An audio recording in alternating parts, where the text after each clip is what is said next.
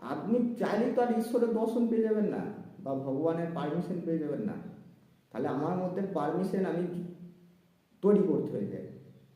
আমার এলাকার যে কোনো একটা মন্দিরে রাতের পর রাত আমাকে কাটাতে হয়েছে, তবে কৃষ্ণ জ্যোতিষ হয়েছে। অত সস্তা জানি না, জ্যোতিষের তকমাটা এমনি এমনি গায়ে পড়ে যায়নি।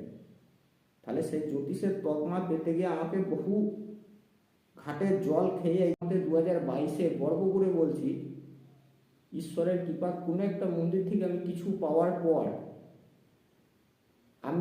আমাকে শ্মশানে ছাই আনতে যেতে হচ্ছিল।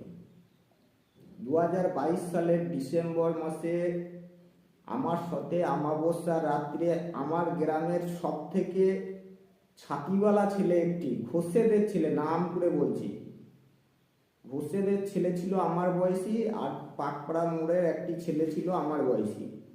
অমাবস্যার দিন রাত্রিরে শ্মশানে ছাই আনতে গেছিলাম। তারা শ্মশানে ঢোকার আগে থাকতে স্টপ করে দিল। আমি গেছিলাম, ওরা দেখলো আমি শ্মশানে গিয়ে ধূপ ধরিয়ে সেই শ্মশানের ছাই তুলে নিয়ে এসেছিলাম, কিন্তু আমার কিছু হয়নি, কারণ আমার উদ্দেশ্যটা ছিল সৎ। উদ্দেশ্য যদি আপনার সৎ থাকে, আপনি শ্মশান কেন, আপনি বলুন কোথায় যেতে হবে, আমি কি করতে হবে বলুন, আমি করে দিচ্ছি।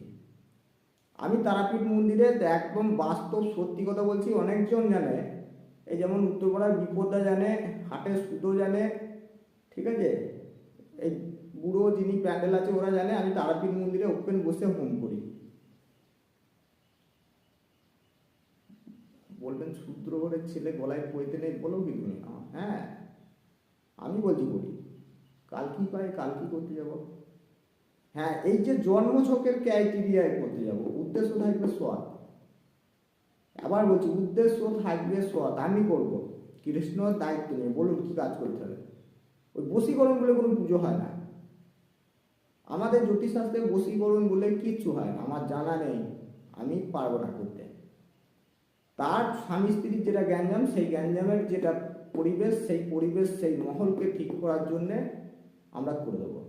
আমাকে বলুন কোন মন্দিরে বসতে হবে, পুজো করতে হবে, আমি করে দিচ্ছি। আপনি বসার ব্যবস্থা করে দিন, আমি করে দেবো, হোম করে দেবো।